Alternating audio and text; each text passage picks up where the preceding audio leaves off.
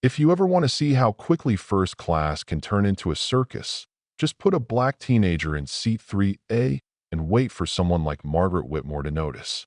There she was, Chanel suit, pearls, hair done up in that way only folks with too much time and money ever manage. And those heels that sound like a judge's gavel slapping down a verdict. And the verdict, according to Margaret, was that Elijah Jackson didn't belong. "Excuse me," she said to the flight attendant, making sure half the cabin could hear. "There must be some mistake. This child is sitting in premium." Her finger pointed, her voice cut, and every head turned like a row of sunflowers toward the drama. The attendant, cool as ice, checked her list. "No mistake, ma'am. Mr. Jackson is exactly where he should be." Margaret let out this laugh, sharp as broken glass, and leaned across the aisle, loud enough for the suits and pearls around her. "Well, I suppose he paid $4,000 for that seat himself, Standards really aren't what they used to be." And there it was, the sting of being judged before you even open your mouth. But Margaret didn't know Elijah Jackson, not one bit. She didn't know that his hoodie might have been frayed, but he wore it with pride, not for style, but for comfort and maybe a little armor. She didn't know that he'd spent more time on airfields than most folks had spent in church, that the smell of jet fuel and coffee was more familiar to him than aftershave or cologne. She didn't know that today, in less than an hour, her whole world was about to get flipped upside down. And it wouldn't be the first time Elijah had done that to somebody. 3 months before that day, under the brutal Dallas sun, Elijah was pedaling his ancient bike along the fence at DFW Airport, backpack heavy with borrowed aircraft manuals. He was late for his shift at the Cloud9 coffee shop. Minimum wage, no tips, but pilots and ground crew floated in and out all day. And if you're a kid who dreams of flying, that's the real pay. His dad, Raymond Jackson, a former Air Force mechanic who lost his wife young, had raised Elijah on stories of flight and hope. Their apartment wasn't fancy, but every inch of it was covered with aviation history, model planes, old logbooks, the kinds of things you keep when you're determined not to let the world grind you down. That afternoon, Elijah got a text from his dad. "Big news when you get home. Maybe that scholarship application. Don't get your hopes up, but maybe get your hopes up a little." It was the International Young Aviators Program, the golden ticket, the one shot for kids who looked like Elijah to go from airport coffee to the cockpit. He'd applied and waited, not expecting much, but hoping all the same. At Cloud9, Captain Reynolds, gruff, silver-haired, always ready with a joke, strolled up for his usual coffee. "Word is, someone put in a good word for you, kid. And if a certain phone call comes through, I expect to be the second person you tell." Elijah's hands shook just a little as he made coffee, thinking that maybe, just maybe, the sky was finally close enough to touch. When Elijah got home, his dad was waiting with an envelope that felt heavier than it looked. His hands trembled as he read. "We're pleased to inform you selected as one of 5 global recipients. Full certification scholarship." He couldn't read more. Tears blurred the words. Raymond hugged him hard, pride shining through years of hardship and sacrifice. "They finally see what I see," Raymond whispered. And when Elijah called Captain Reynolds to say he'd made it, the old pilot hollered loud enough to wake the neighbors. For the first time, Elijah believed it. He was going to fly, for real, not just in dreams. Training was a whirlwind.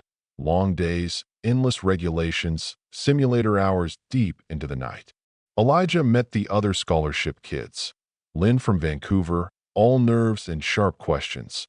Diego, Asia, Bradley, each carrying stories of struggle and determination. Lynn, his roommate, could take an engine apart in her head before breakfast. "So you're the one they're letting fly a commercial route, huh?" she asked, eyebrow raised. "Hope you're as good as they say."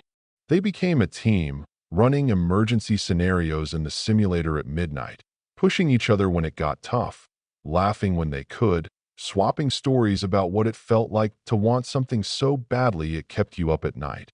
But it wasn't just the training. Dr. Coleman, the program director, former NASA, all steel and zero nonsense, called Elijah in.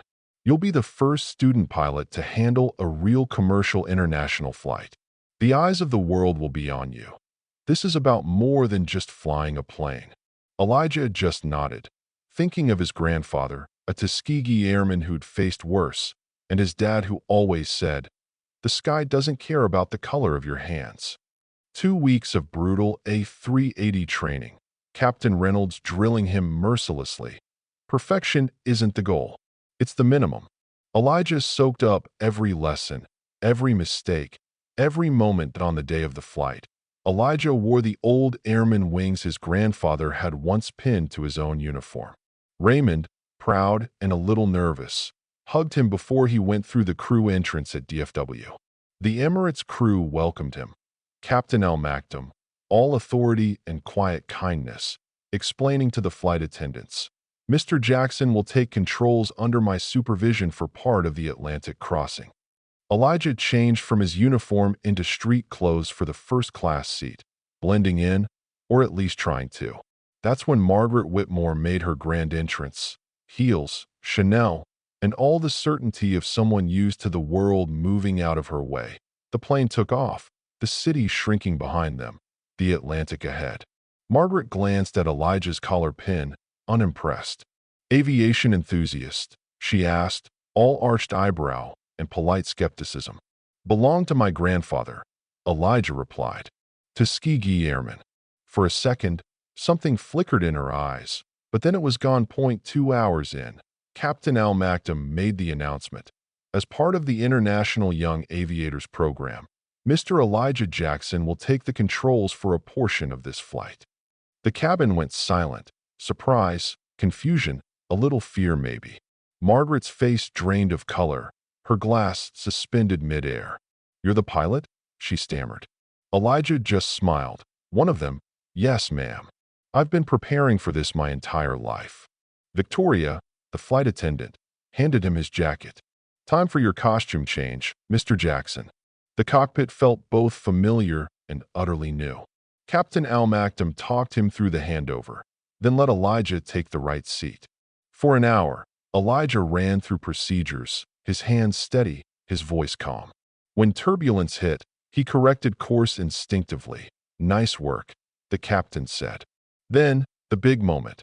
Autopilot off, Elijah hand-flying the A380 across the Atlantic. Every muscle remembered the simulator, but this was real, and he kept her steady, not a bump or a lurch. Afterward, Elijah walked the cabin, answering passengers' questions with humor and grace.